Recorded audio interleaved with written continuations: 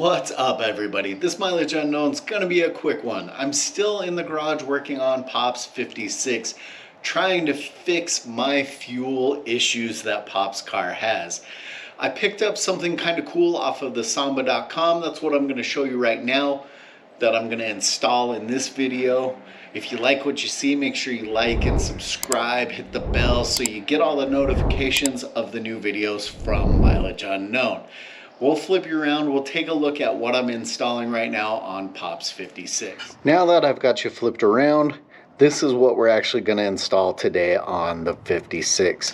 Now, I've always had the fuel filters behind the engine kind of up in this area anyway.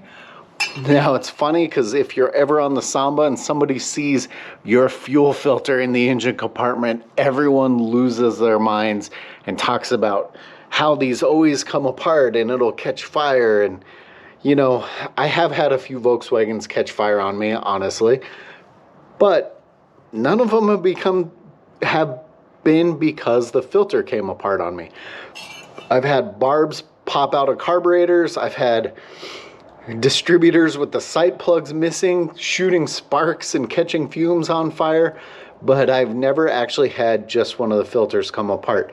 Now, not to say that they don't and couldn't, and I'm sure some of you guys have stories of that happening because these are pretty cheap filters, but normally I just have it up here kind of dangling with all the support on the fuel lines itself, which, you know, just the added weight of the filter itself could put extra pressure on the line, cause it to prematurely degrade.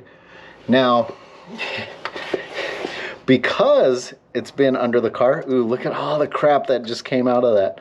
Look at all the flakes, and look at how bad that actually looks. It's crazy. So this filter, I mean, it's not even been on the car 1,000 miles.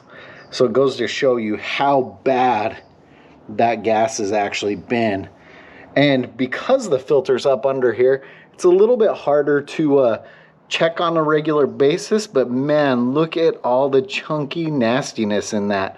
I'm half tempted to break this one open to get an even a little bit closer look at it. So this bracket actually mounts to these two bolts on the transmission side cover. Now, I was a little worried that I was going to have an issue with the way the Bowden tube bracket is mounted, that this would cause a problem and the filter wouldn't be able to mount, but it doesn't look like it's going to be a problem at all. Now, it looks like I'm going to have to take the bracket out to actually remove the filter to bolt that nut back on there a little easier. And one more thing I'm probably going to do, if I can get my hand out of the way, is if you look at how the fuel line coming out of the body to the filter is a little wonky.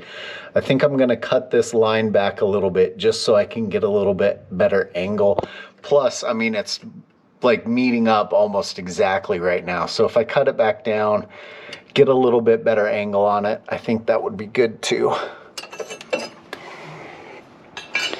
Now, these brackets are really nice.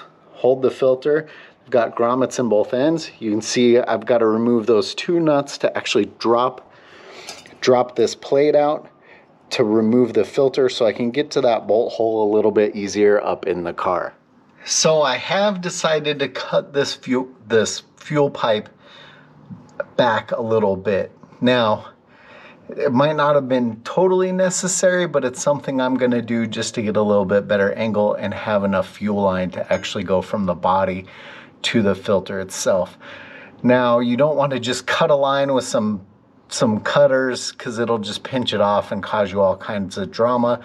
You're going to want to get one of these like little brake line cutters that you just gradually tighten, twist, and that'll give you the best cut so you don't have any issues. This is what I've used a bunch. I mean, if you were to saw it down, you're possibly going to have metal shavings and other issues going on. So I like these little pipe cutters like this in this situation. And there's how that bracket looks fully installed. And Honestly, it's a way better option than what I had originally had. Like I said, you know, we kind of had the filter just kind of dangling out here.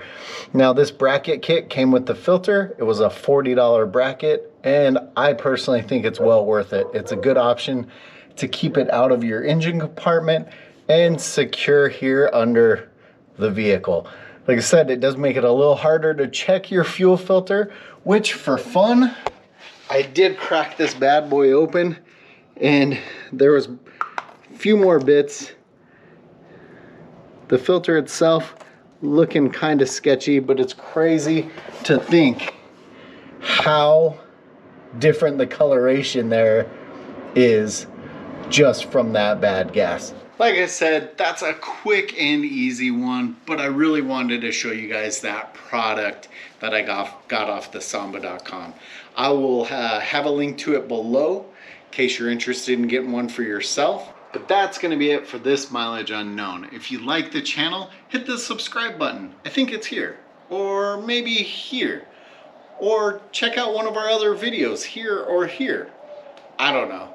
Hope you guys like the video. Stay tuned for more car shenanigans.